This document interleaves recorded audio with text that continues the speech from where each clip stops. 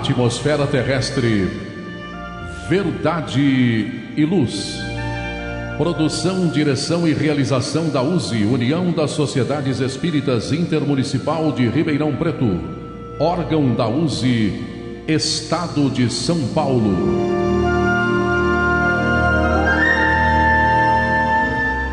Verdade e Luz.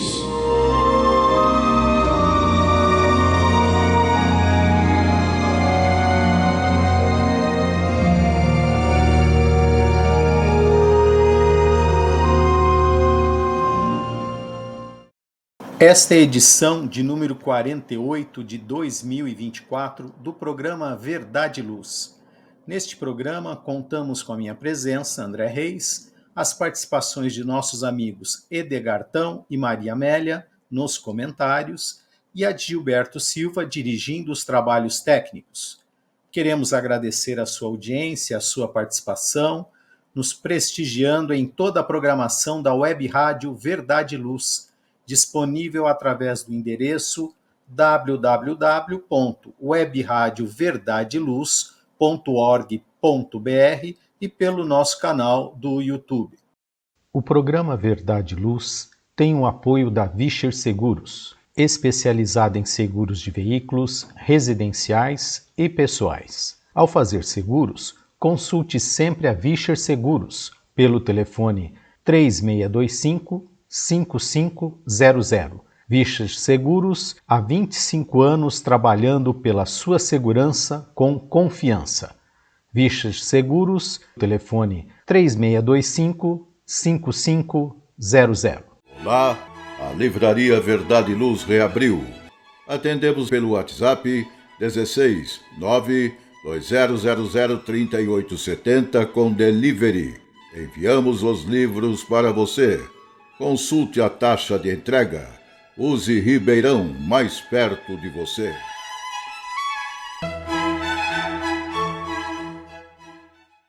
O programa Verdade e Luz apresenta estudos da doutrina espírita, além de esclarecimento e mensagens do Evangelho de Jesus.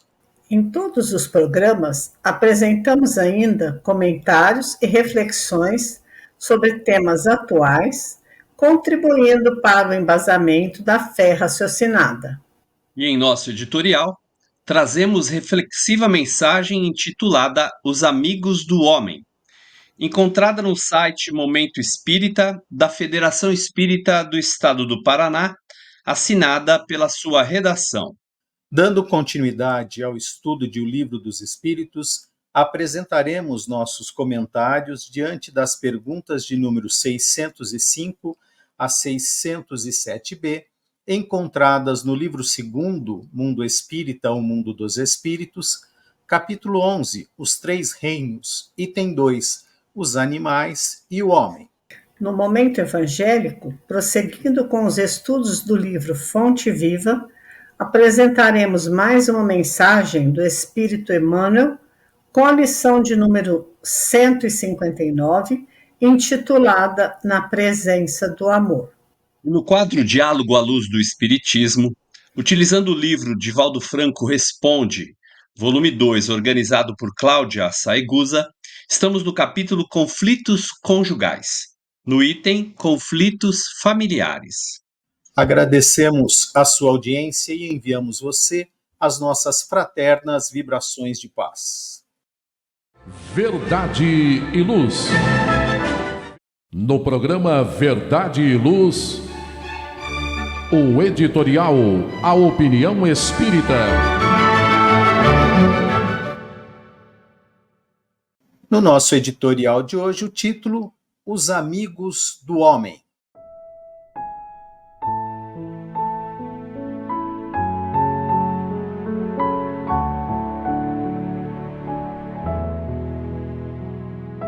Esse artigo é de autoria da redação da Federação Espírita do Estado do Paraná e começa da seguinte maneira: Deus nada faz sem um propósito.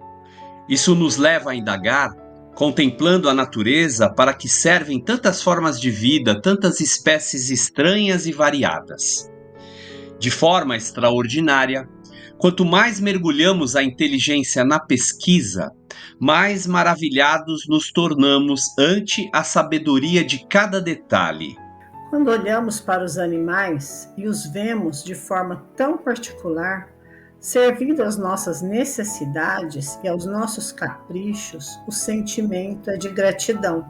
Admiramo-nos do mel produzido pelas abelhas, de tão diversificados sabores, segundo a fonte de que se utiliza.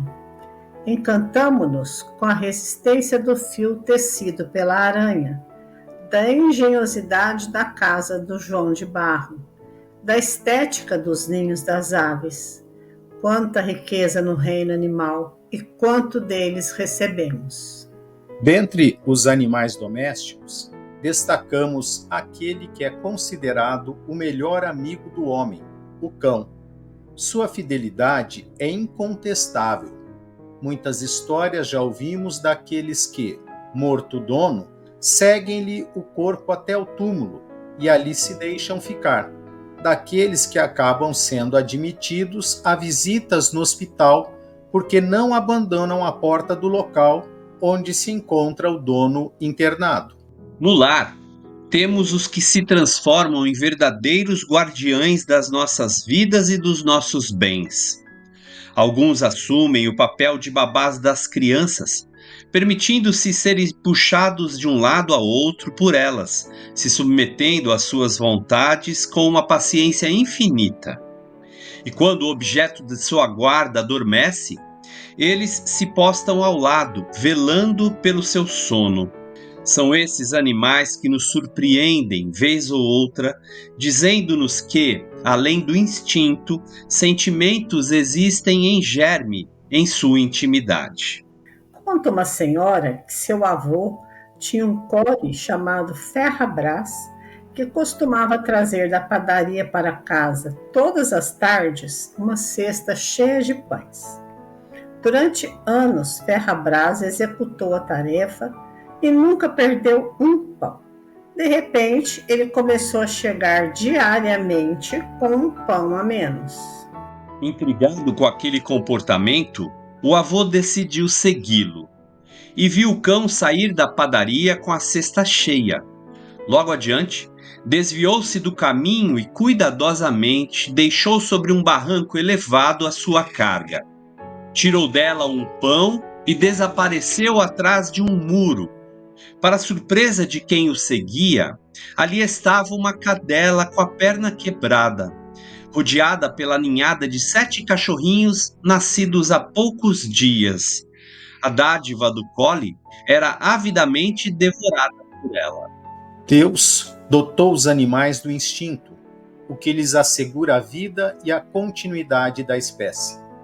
Entretanto, nesse jornadear pela animalidade, também lhes permite um ensaio de sentimentos que se revelam no zelo para com as suas crias. Na sua defesa, chegam ao sacrifício da morte. Pinceladas de amor conjugal se manifestam aqui e ali. Algumas espécies revelando absoluta fidelidade, compaixão, dedicação, abnegação. Ensaios da vida.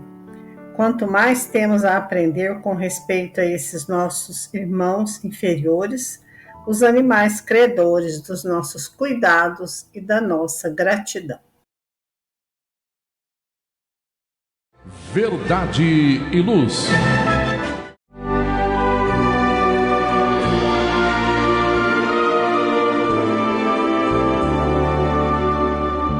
O Livro dos Espíritos apresenta um manancial rico de valores morais, indicando o caminho correto para a humanidade superar as suas dificuldades. Marco inicial e pedra fundamental do Espiritismo, o Livro dos Espíritos contém os princípios básicos da doutrina espírita. Valiosa oportunidade de estudar sobre a imortalidade da alma, de onde viemos e para onde iremos, a natureza dos espíritos e suas relações com as pessoas, as leis morais, a vida futura e o porvir da humanidade. A partir desse momento, no programa Verdade e Luz, estudando o Livro dos Espíritos.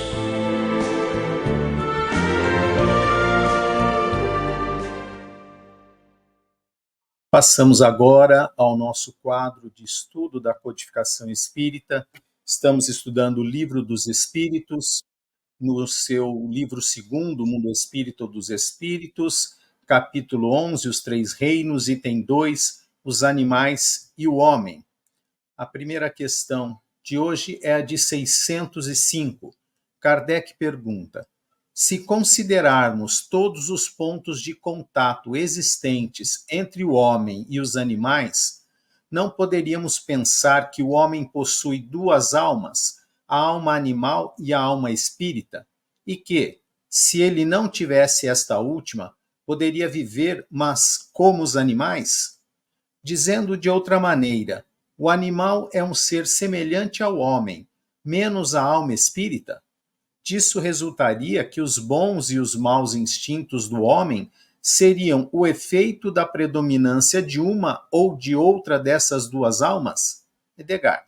A resposta que os espíritos reveladores trazem a Allan Kardec e a todos nós se segue da seguinte maneira: não, o homem não tem duas almas, mas o corpo tem os seus instintos, que resultam da sensação dos órgãos. Não há no homem senão uma dupla natureza, a natureza animal e a natureza espiritual. Pelo seu corpo, ele participa da natureza dos animais e dos seus instintos. Pela sua alma, participa da natureza dos espíritos. Temos um desdobramento a 605A, onde Kardec pergunta: assim, além das suas próprias imperfeições, de que o espírito deve despojar-se, deve ele lutar contra a influência da matéria? Sim, quanto mais inferior é ele, mais apertados são os laços entre o espírito e a matéria. Não o vedes? Não, o homem não tem duas almas. A alma é sempre única, um ser único. A alma do animal e a do homem são distintas entre si, de tal maneira que a de um não pode animar o corpo criado para o outro. Mas, se o homem não possui uma alma animal, que por suas paixões o coloque no nível dos animais, tem o seu corpo, que o rebaixa frequentemente a esse nível, porque o seu corpo é um ser dotado de vitalidade, que tem instintos, mas ininteligentes e limitados ao interesse de sua conservação. E a essas duas questões, a 605 e a 605A, Kardec traz os seguintes comentários. O espírito, encarnando-se no corpo do homem, transmite-lhe o princípio intelectual e moral que o torna superior aos animais. As duas naturezas existintas no homem oferecem às suas paixões duas fontes diversas. Umas provêm dos instintos da natureza animal, outras das impurezas do espírito encarnado, que simpatiza em maior ou menor proporção com a grosseria dos apetites animais. O espírito, ao purificar-se, liberta-se pouco a pouco da influência da matéria. Sob essa influência, ele se aproxima dos brutos. Liberto dessa influência, eleva-se ao seu verdadeiro destino. Bem, amigos, vamos tentar aqui encontrar dentro das relevantes elucidações trazidas pelos espíritos reveladores e também pelos comentários de Allan Kardec, algo que possa colaborar conosco no entendimento dessas duas questões, para que melhor compreendamos uma ideia essencial que é preciso destacar. Aliás, duas ideias essenciais que merecem destaques aqui. A primeira ideia principal é a ideia da evolução do princípio inteligente. Princípio inteligente este que evolui e se desenvolve à medida que o tempo favorece, portanto, as próprias condições de experiências que vão sendo acumuladas para esse princípio inteligente. Lembremos que a culminância do princípio inteligente se dá com a individualidade do ser. A individualização do ser, portanto, vamos dizer, caracteriza a própria natureza do espírito que habitualmente nós conhecemos e que chamamos também de espírito. Então, essa ideia evolutiva, naturalmente, ela se vê de alguma forma constrangida a determinadas experiências e demandas físico-orgânicas que esse mesmo princípio inteligente, ou ainda que esse mesmo espírito, haverá de experimentar. Portanto, considerando essas primeiras observações, lembremos, tal qual aqui observada pelos espíritos reveladores, que a natureza do homem encarnado, claro, demonstra a existência de duas forças, uma força material e uma força espiritual, que no homem, portanto no espírito encarnado, se veem essas duas forças conjugadas e por isso mesmo premidas a circunstâncias especialíssimas, sobretudo aquelas de natureza material. Portanto, é compreensível que o espírito, uma vez encarnado num corpo humano, se veja submetido às condições desse organismo físico que o encarcera, no sentido naturalmente de que o prende pela própria existência material, e que, evidentemente, ele não teria caso fosse desencarnado e que vivesse na erraticidade. O fato é que, tendo essa dúbia natureza, ou melhor, a palavra mais adequada aqui é dupla, tendo essa dupla natureza, o homem se vê vivendo as duas realidades.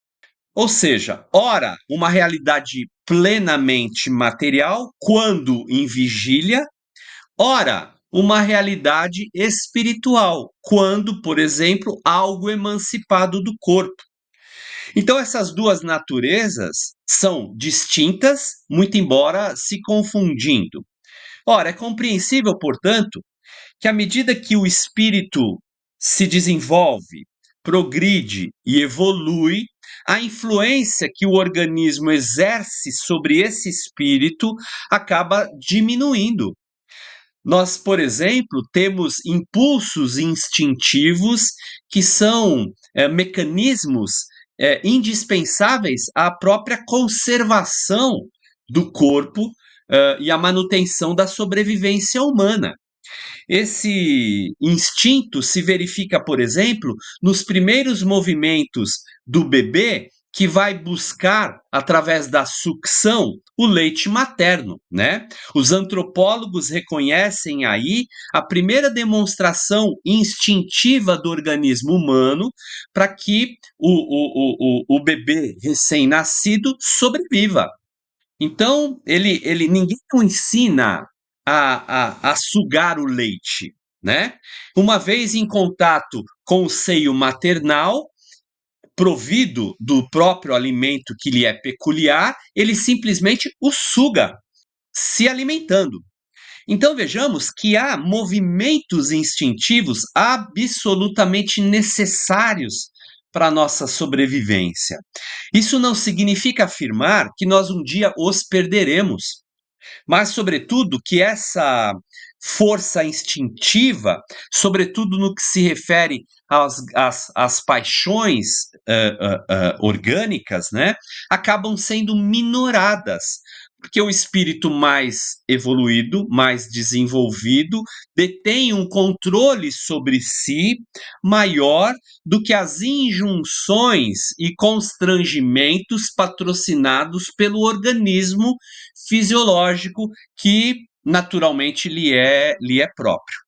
Então, para que resumamos aqui essas duas questões e mais o importante comentário de Allan Kardec, lembremos, portanto, que, em essência, o espírito tem as duas potências, a intelectual e a moral, que são também igualmente desenvolvidas e que evoluem até que então se possa esse espírito alcançar a sua gloriosa destinação ao lado de Deus. Tudo é processo de encadeamento. Jesus já afirmaria: primeiro a erva, depois a espiga e por último o grão cheio na espiga.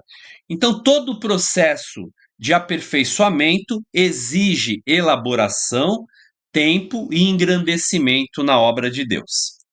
André Reis, Maria Amélia. Muito obrigado, Edgar. Dando continuidade, nós também temos nessa próxima pergunta um desdobramento. Faremos as duas perguntas e a Maria Amélia vai responder as duas. E depois vai para os comentários.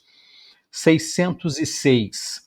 De onde tiram os animais o princípio inteligente que constitui a espécie particular de alma de que são dotados? Maria Amélia. Do elemento inteligente universal. 606A. A inteligência do homem e a dos animais emanam, portanto, de um princípio único? Maria Amélia. E os espíritos respondem, sem nenhuma dúvida. Mas no homem, ela passou por uma elaboração que a eleva sobre a dos brutos. E é bem interessante a gente pensar, até por conta de toda essa explicação tão clara que o Edgar trouxe na questão anterior, é que tudo que existe saiu desse princípio, desse fluido cósmico universal. Tudo é formado a partir daí. Então, o que acontece? Que ele coloca aqui, né? Os espíritos respondem para Kardec. Sem dúvida nenhuma, todos saímos de um princípio único. Só que no homem, esse princípio passou por uma elaboração, que foi o que Edgar acabou de falar. Nós temos que ir evoluindo para atingirmos o nosso destino final, que é a perfeição possível.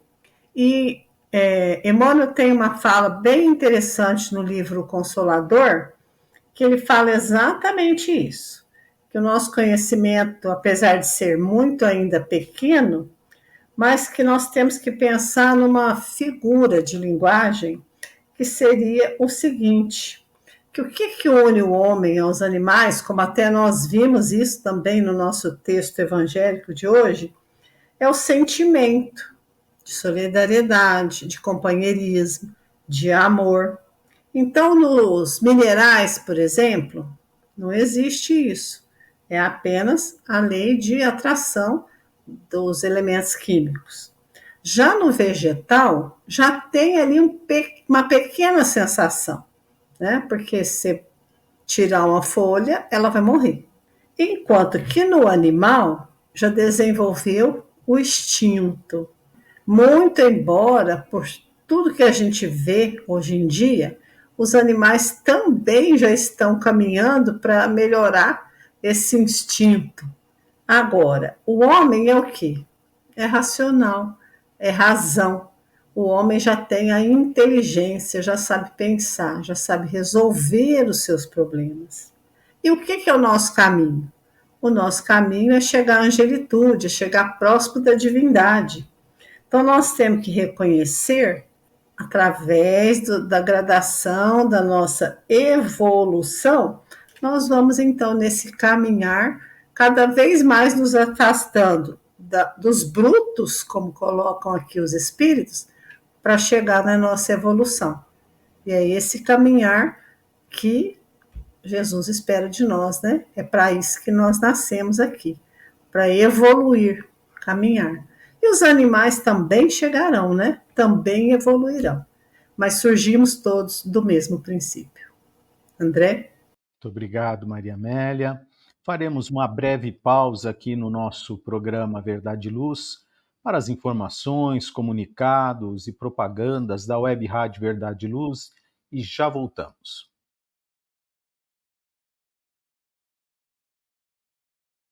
Olá, a Livraria Verdade e Luz reabriu. Atendemos pelo WhatsApp 16 920003870 com delivery. Enviamos os livros para você. Consulte a taxa de entrega. Use Ribeirão, mais perto de você.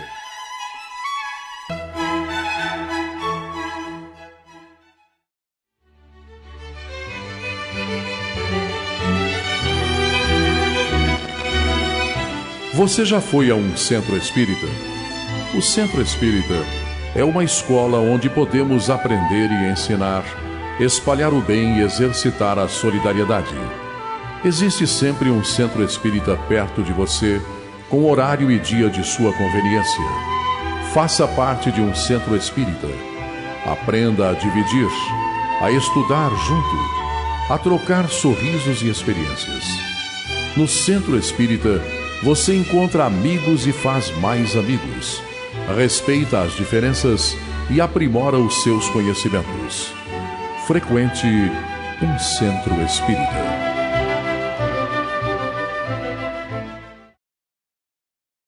Verdade e Luz. Retornamos com o programa Verdade e Luz de hoje, de número 48 de 2024. Estamos agora no quadro de estudo das obras básicas da doutrina espírita. Estamos estudando o Livro dos Espíritos, na sua segunda parte, ou livro segundo, que é o Mundo Espírita ou dos Espíritos, capítulo 11, os três reinos, item 2, os animais e o homem. Agora nós temos também as perguntas com desdobramentos, né? São dois desdobramentos, um o Edgar vai falar e o outro depois nós vamos passar para a Maria Amélia, né? Kardec pergunta, lá na questão 607, ficou dito que a alma do homem, em sua origem, assemelha-se ao estado de infância da vida corpórea, que a sua inteligência apenas desponta e que ela ensaia para a vida. Onde cumpre o espírito esta primeira fase? Edgar. Numa série de existências que precedem o período que chamais de humanidade. 607A. Parece assim que a alma teria sido o princípio inteligente dos seres inferiores da criação? Edgar. Então respondem: não dissemos que tudo se encadeia na natureza e tende à unidade? É nesses seres que estais longe de conhecer inteiramente que o princípio inteligente se elabora, se individualiza pouco a pouco e ensaia para a vida, como dissemos. É, de certa maneira, um trabalho preparatório, como da germinação, em seguida ao qual o princípio inteligente sofre uma transformação e se torna espírito. É então que começa para ele o período de humanidade. E com este, a consciência do seu futuro, a distinção do bem e do mal e a responsabilidade dos seus atos. Como depois do período da infância vem o da adolescência, depois a juventude e, por fim, a idade madura. Não há de resto nessa origem que deva humilhar o homem. Os grandes gênios sentem-se humilhados por terem sido fetos informes no ventre materno?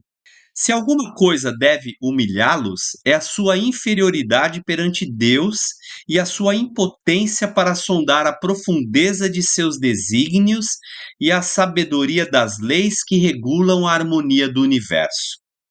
Reconhecei a grandeza de Deus nessa admirável harmonia que faz a solidariedade de todas as coisas na natureza. Crer que Deus pudesse ter feito qualquer coisa sem objetivo e criar seres inteligentes sem futuro seria blasfemar contra a sua bondade, que se estende sobre todas as suas criaturas. Bem, André, Maria Amélia, amigos e amigas, rapidamente trazendo aqui também algumas considerações em torno dessas duas importantíssimas questões, vejamos que há uma construção elaborada por Allan Kardec e pelos espíritos que respondem essas perguntas, desde a primeira aqui, né, a 605, que que estabelece um encadeamento dessa ideia que vai maturando todo um processo de desenvolvimento do princípio inteligente ao espírito. Aqui, por exemplo, a resposta é aquela outra que a gente trouxe num caráter de documentário, mas que se vê explícita aqui, né? Os espíritos deixam claro que há todo um processo de elaboração desse princípio inteligente que culmina com esse estado de existência do espírito como um ser individualizado. A partir daí, portanto, e nós temos aí, vamos dizer, o que se chama de elo perdido, né? Em que momento, em que condições esse transe transformador e elaborador se dá? Quando deixamos, vamos dizer assim, em que momento deixamos de ser princípio inteligente, independente da sua elaboração, e em que momento começamos a ser espíritos propriamente ditos, com a individualização que surge e que se manifesta? Se manifesta aqui, como os espíritos dizem também, porque começa necessariamente a partir desse ponto o que eles vão chamar de período de humanidade. Porque até então nós experimentávamos aquilo que podemos chamar de espírito de uma época de animalidade, né? Ante a expectativa da elaboração da humanidade que nos é hoje peculiar e que aconteceu, né, em algum momento. É quando então temos a consciência de nós mesmos, né? Nós entendemos o eu mais ou menos elaboradamente, nós sabemos que existimos, né? Como eu gosto de ressaltar, um cão não sabe que é um cão, um gato não sabe que é um gato, mas nós sabemos que somos homens, que somos mulheres. Portanto, nós temos consciência de nós mesmos, mais ou menos elaborada. Isso aí não está no mérito, mas nós temos consciência da nossa própria existência. A consciência de nós mesmos, o processo de individualização, cada ser é único, portanto, e incomparável, não obstante ele tender à unidade. Aliás, é a primeira resposta dos espíritos nessa questão 607D. Desculpe. Não dissemos que tudo se encadeia na natureza e tende à unidade? Essa unidade é a união com Deus, é a plena identificação com Deus. Quando Jesus afirma eu e meu Pai somos um, ele demonstra, portanto, essa unidade já por ele estabelecida, evidente, porque já é espírito perfeito dentro da relatividade que todos nós temos, evidentemente. Então vejamos, a distinção do bem e do mal, nós começamos a aprender a distinguir e a fazer as nossas escolhas. E por conta disso, as escolhas, como sempre, geradoras de consequências. Então, amigos e amigas, esse encadeamento no processo evolutivo é uma das extraordinárias verificações que nós podemos identificar dentro de toda a criação divina, né? Toda a criação divina se encadeia e se solidariza umas com as outras. E é por conta disso mesmo que nós começamos a nos perguntar: onde está Deus nesse processo todo, se não exatamente na sua infinita e suprema inteligência, que tudo faz, que tudo elabora e que tudo fez e que continua naturalmente fazendo, para que esse encadeamento seja absolutamente perfeito, harmônico, não obstante o esforço humano em prejudicar, não raro, essa divina obra de Deus. André, Maria Amélia, amigos e amigas, obrigado. Muito obrigado, Edgar. E como eu disse, tem um outro desdobramento essa questão, que é a 607B, que Kardec pergunta: esse período de humanidade começa na Terra? Maria Amélia.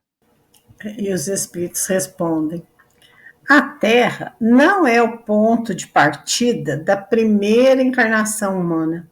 O período de humanidade começa, em geral, nos mundos ainda mais inferiores. Essa, entretanto, não é uma regra absoluta e poderia até acontecer que um espírito, desde o seu início humano, esteja apto a viver na Terra. Esse caso não é frequente, é apenas uma exceção. E eu acho a gente precisa pensar, né? A Terra não é o ponto de partida para essa humanidade. Que a gente continua tendo essa imagem, né, megalomaníaca de que a Terra é tudo. A gente se esquece que existem outros mundos, que existem os mundos primitivos, inferiores à Terra, onde os espíritos, nós todos, provavelmente começamos. E começamos o nosso caminhar, a nossa evolução. Inclusive, é muito comum a gente falar, mas Jesus encarnou na Terra e ele já era espírito puro. Gente, quantos milênios e quantos mundos Jesus pode ter passado para chegar na condição de espírito puro? Assim também somos nós, todos nós, encarnamos primeiramente nos mundos primitivos, vamos fazendo o nosso caminhar, uns mais rapidamente, outros mais lentamente, até passarmos para a Terra, mundo de expiação e provas, e depois para os mundos regeneradores, e assim por diante, até, como bem colocado na questão anterior, como nada na criação está perdido, é tudo uma sequência, tudo um encadeamento. Então, nós vamos seguindo o nosso caminhar até passarmos de um mundo para o outro. E não necessariamente a Terra. Quem garante que nós vamos ser regenerados aqui na Terra e não num outro mundo regenerador? O que ele coloca depois aqui no finalzinho, que pode até acontecer de algum espírito que comece a sua humanidade na Terra, mas que isso é uma exceção. E os espíritos na codificação dizem muito isso. Para que estáis preocupados com coisas que ainda não têm condição de entender?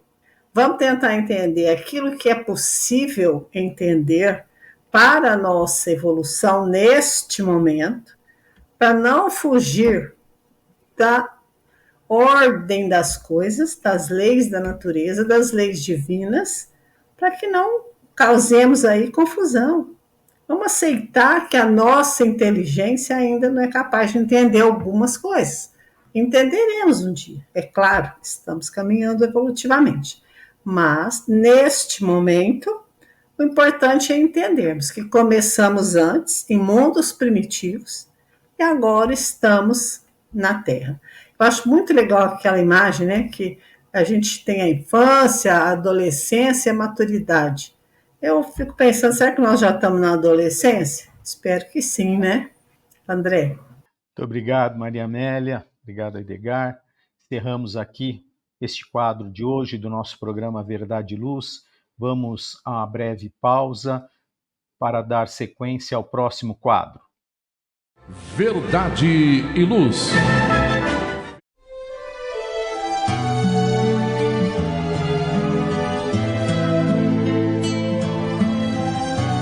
Para você que procura a paz, a alegria e o equilíbrio, nada mais salutar do que as palavras de vida eterna trazidas por Jesus, ensinando a amar a Deus e ao nosso próximo. Tenha todos os dias o seu momento evangélico, lembrando sempre que quem acende uma luz é o primeiro a se iluminar e quem faz o bem vive em equilíbrio. A partir desse instante, Momento Evangélico.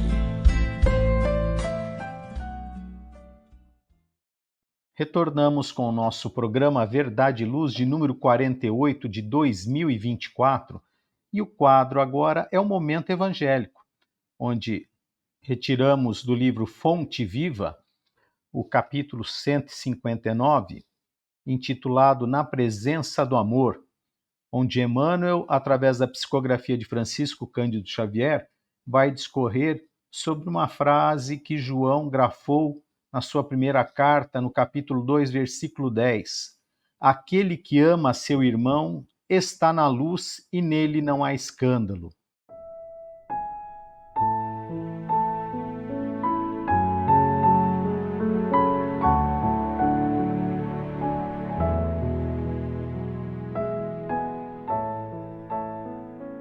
Então Emmanuel discorre assim: quem ama o próximo sabe, acima de tudo, compreender.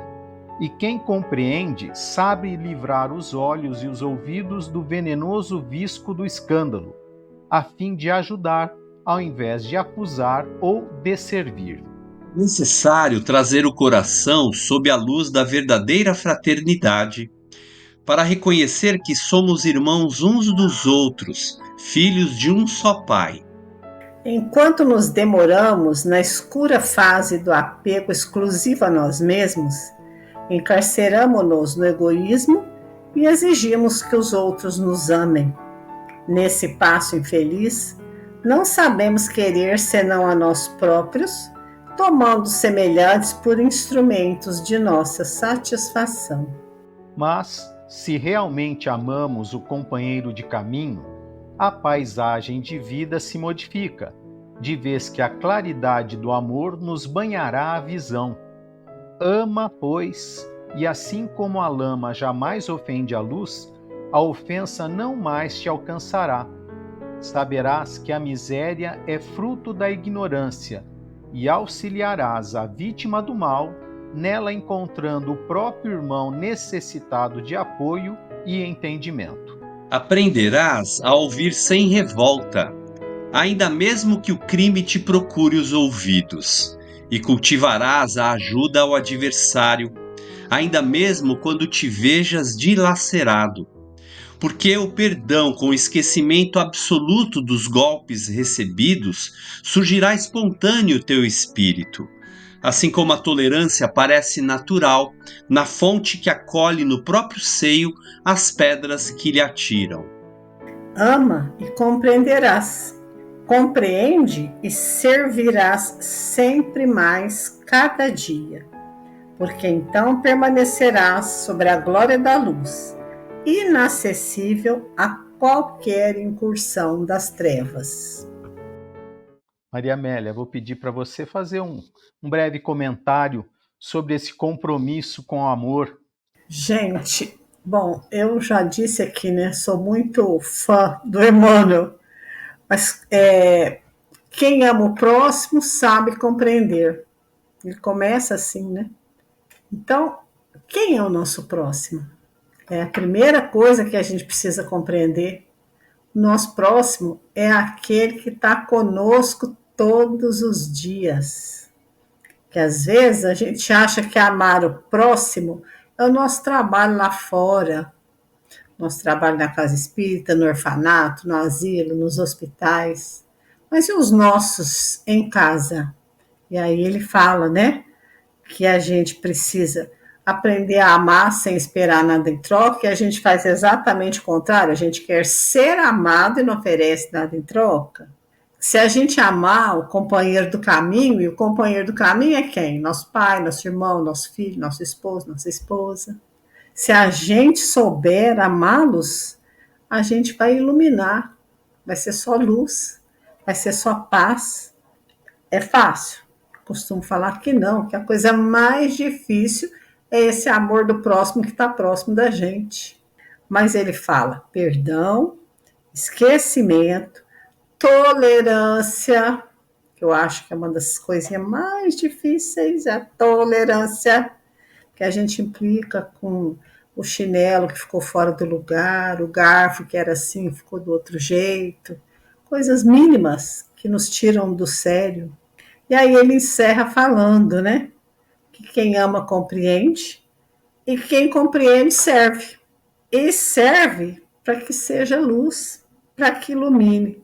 Porque num lar, principalmente, cheio de luz, cheio de amor, a treva nunca vai chegar. Então, assim, Emmanuel coloca do jeito poético dele, né, as coisas que nós precisamos fazer no nosso dia a dia. André. Muito obrigado, Maria Amélia. Vamos a mais um breve intervalo e vamos dar prosseguimento com o próximo quadro do nosso programa Verdade e Luz. Verdade e Luz. Faça o Evangelho no lar. O lar é a primeira e mais valiosa escola da vida. A paz no mundo começa sob as telhas que nos acolhem. Viver em equilíbrio dentro de nossa casa é o primeiro e mais seguro passo para a harmonia entre as nações.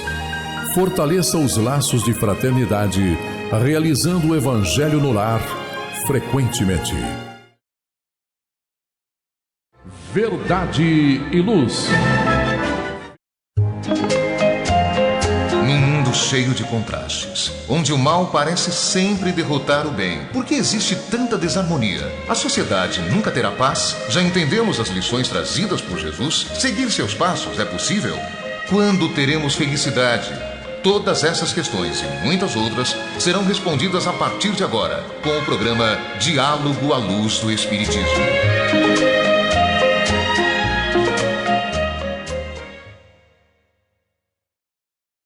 Voltamos da nossa breve pausa e agora, neste programa Verdade e Luz, de número 48 de 2024, vamos ao quadro Diálogo à Luz do Espiritismo, onde estamos utilizando o livro Divaldo Franco Responde, volume 2, organizado por Cláudia Saigusa, capítulo Conflitos Conjugais, no item Conflitos Familiares.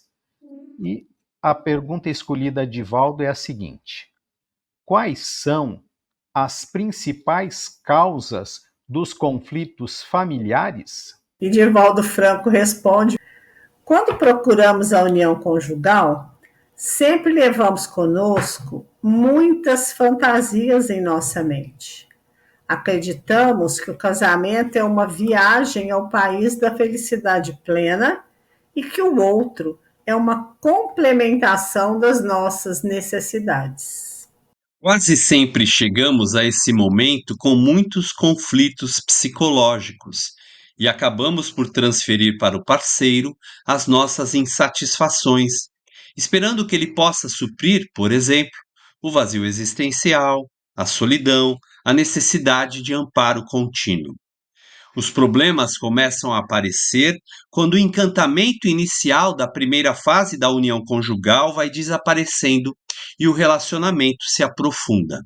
É compreensível que, à medida que o relacionamento se torna cada vez mais profundo e significativo, haja um desgaste de tudo aquilo que antes era fantasia constituída de um sonho. Além disso, também ocorre a interferência do nosso caráter.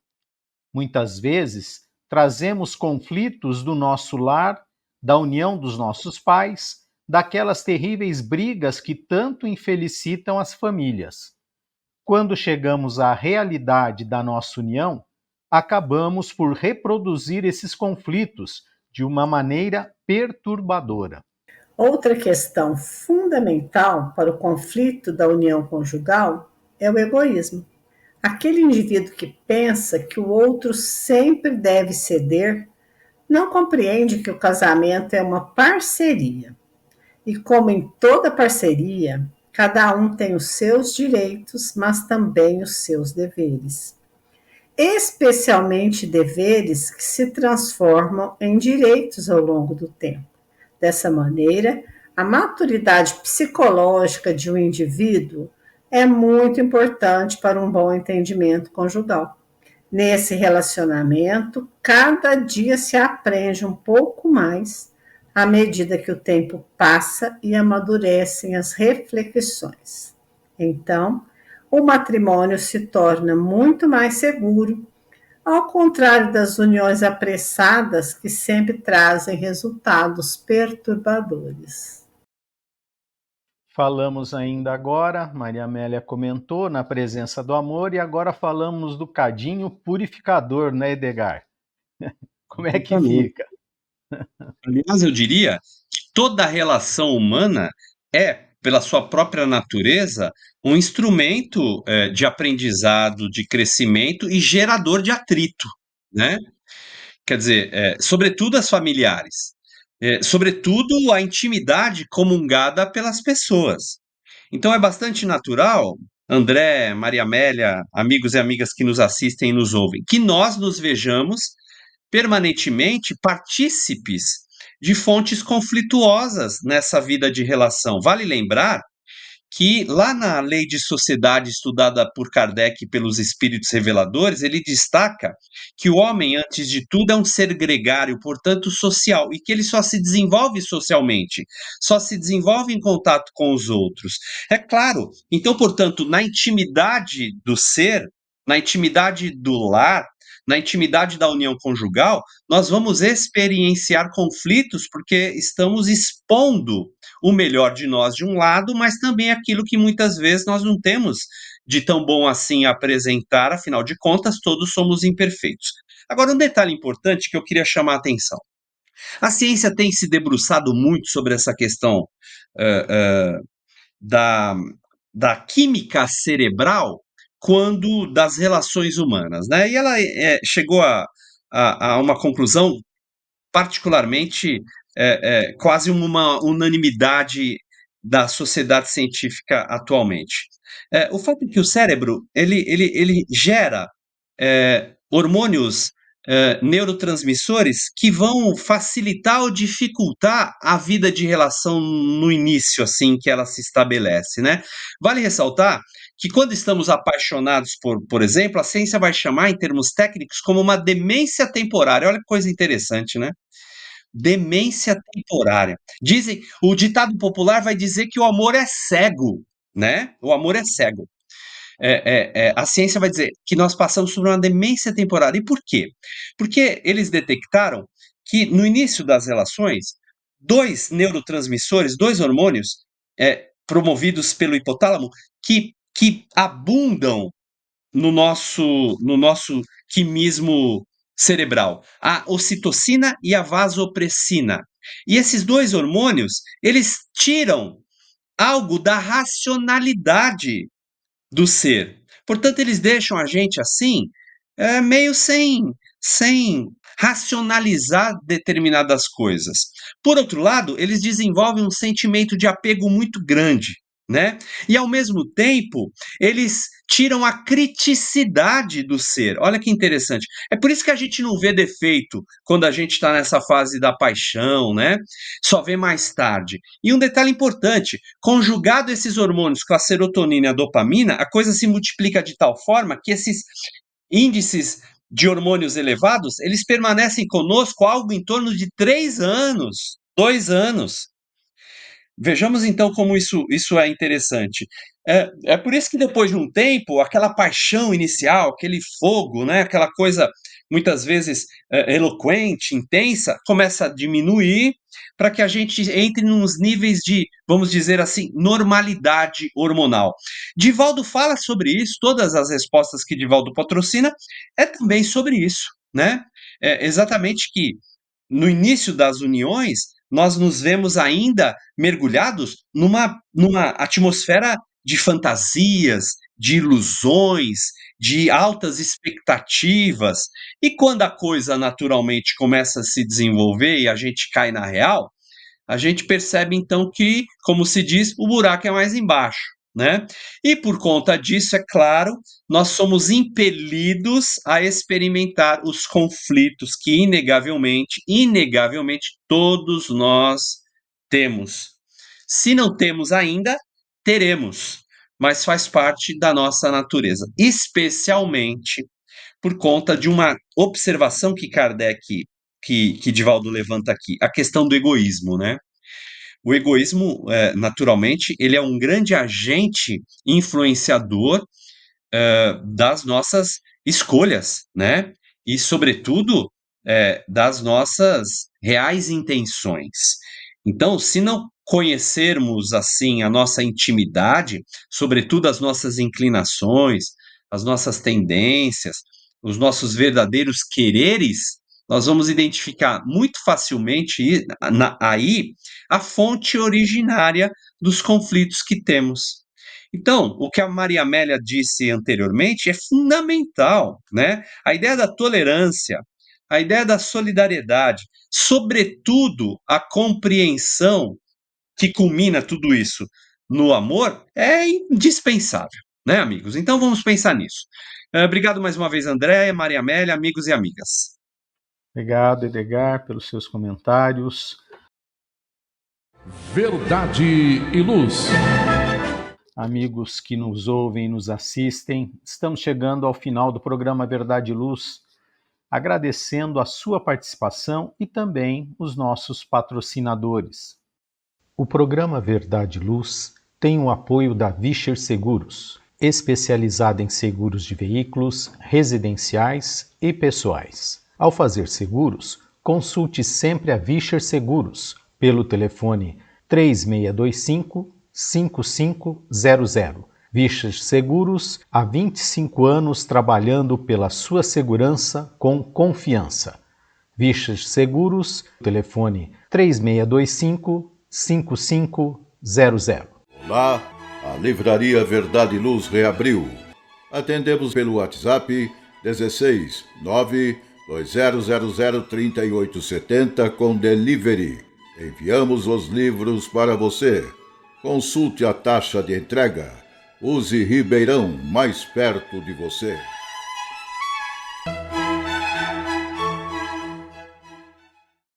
Vamos agora fazer as nossas considerações finais. Maria Amélia.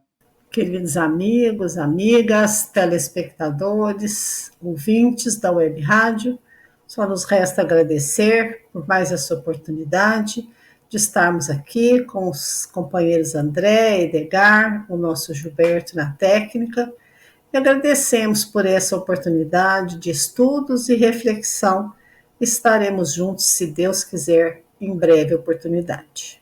Edgar.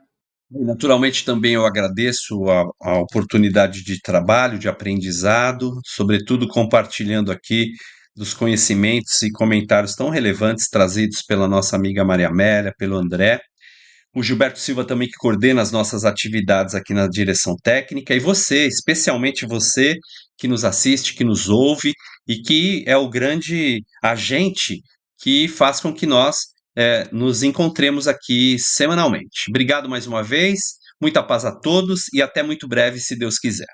Nosso agradecimento a Maria Amélia, ao Edgar, ao Gilberto, a você, caro amigo ouvinte, telespectador, e aproveitando a oportunidade, convido a todos para que ouçam toda a nossa programação da Web Rádio Verdade e Luz e que também divulguem para seus amigos. Quem quiser ouvir os programas anteriores é só acessar o nosso podcast www.webradioverdadeluz.org.br, né? Ou também no nosso canal do YouTube. Que Deus nos abençoe a todos e até o próximo programa Verdade e Luz.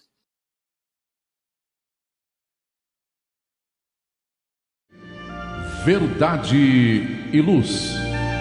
Produção, direção e realização da USE, União das Sociedades Espíritas Intermunicipal de Ribeirão Preto.